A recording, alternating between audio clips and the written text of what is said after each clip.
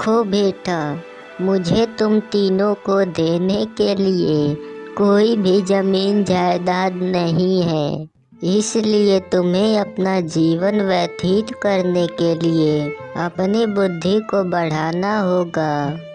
वो कैसे होगा माँ? किसी भी चीज को अधिक जानने और समझने का प्रयास करो।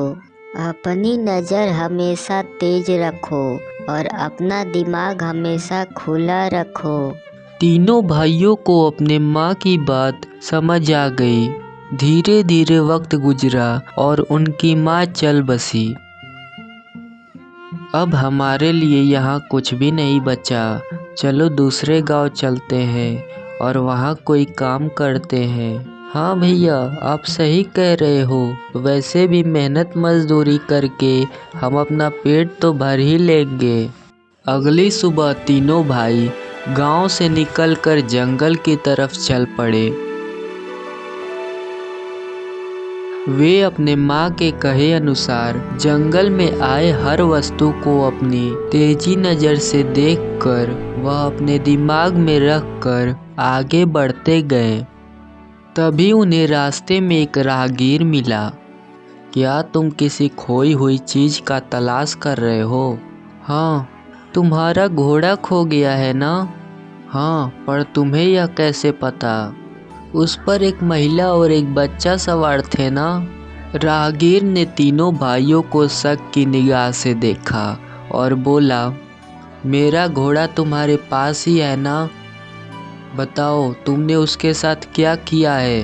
अरे नहीं, तुम गलत समझ रहे हो। हमने तो तुम्हारा घोड़ा देखा तक नहीं है। तो फिर तुम्हें यह सब बातें मालूम कैसे हुई? क्योंकि हमने अपनी आँखों और दिमाग का प्रयोग किया है और तुम्हारा घोड़ा तो दूसरी दिशा में गया है। तुम उस दिशा में जाओ, तुम्हें तुम्हारा घोड़ा मिल जाएगा। मुझे कहीं नहीं जाना, मेरा घोड़ा तुम्हारे पास ही है और तुम्हें मुझे वह लौटाना ही होगा। नहीं तो तुम लोग मेरे साथ राजा के पास चलो, वही इसका फैसला करेंगे। ठीक है, अगर तुम नहीं मान रहे हो तो चलो हम राजा के पास ही चलते हैं।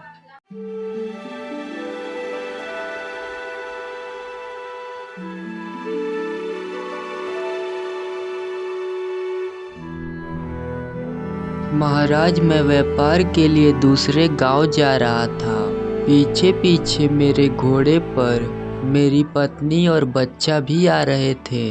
अचानक वह खो गए और जब मैं उन्हें खोजने लगा तो मुझे यह पैदल 3 राहगीर मिले।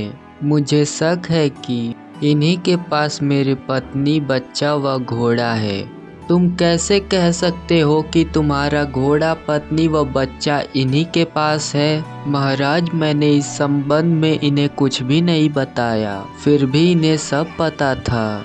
अच्छा, तो इन्हीं तीनों ने तुम्हारा पत्नी, बच्चा और घोड़ा चुराया है। हमारा आदेश है कि तुम तीनों इसका घोड़ा और परिवार वापस करो।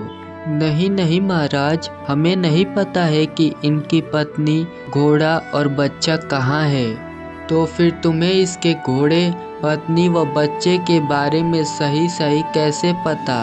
क्योंकि महाराज, हम अपने तेज नज़र और खुले दिमाग से किसी भी वस्तु को बिना देखे उसके बारे में पता लगा सकते हैं। अच्छा, तो तुम तीनों बिना किसी वस्तु को देखे उसके बारे में पता लगा सकते हो? जी महाराज। ठीक है, मैं तुम्हारी एक परीक्षा लेता हूँ। अगर तुम तीनों उस परीक्षा में पास हो गए तो मैं मान जाऊँगा कि चोरी तुमने नहीं की है।